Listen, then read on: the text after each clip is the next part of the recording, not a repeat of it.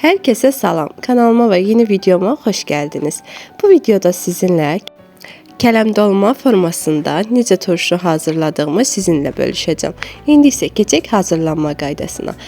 Öncəliklə iri bir qazana kələmimizin orta hissəsini çıxardıb üzərinə su əlavə edib qaynamağa qoyuruq. Daha sonra keçirik içliyini hazırlamağa. Soğanı, kökü, çuğunduru, sarımsağı, bibəri, cəfərini və kələmin ortasından çıxartdığımız o hissəni xırda-xırda doğrayıb bu formada qaba əlavə edib qarışdırırıq.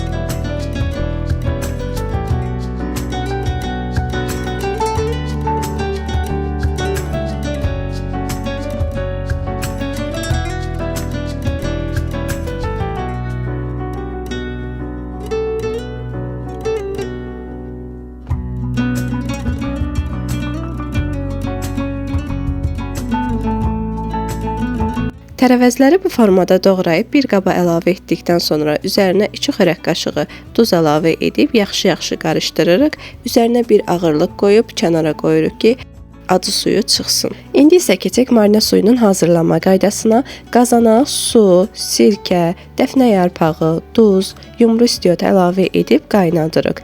5 dəqiqə qaynadıqdan sonra kənara qoyub soyumasını gözləyirik.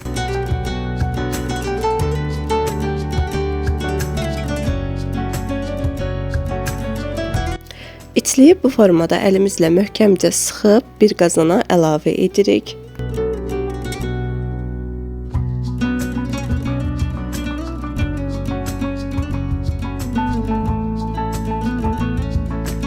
Daha sonra eynən kələm dolma formasında olduğu kimi bu formada kələmlərin içini doldurub bükürük.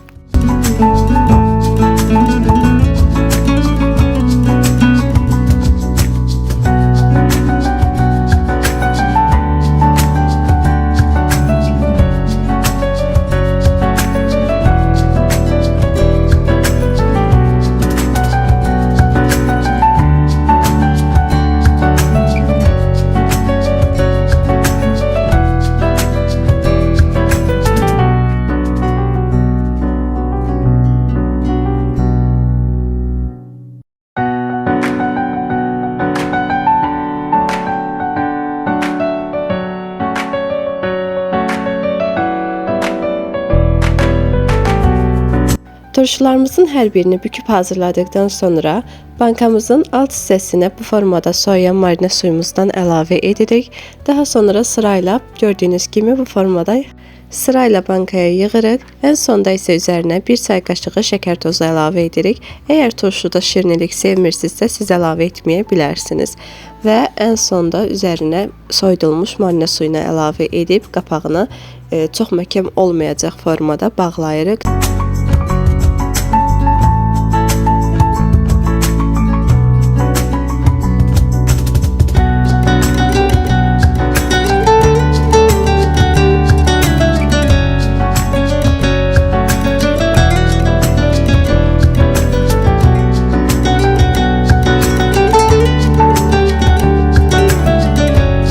Turşunun hazırlanması bu qədər. Sərin və qaranlıq yerdə saxlayıb bir həftə 10 gün sonra açıb nuş edə bilərsiniz.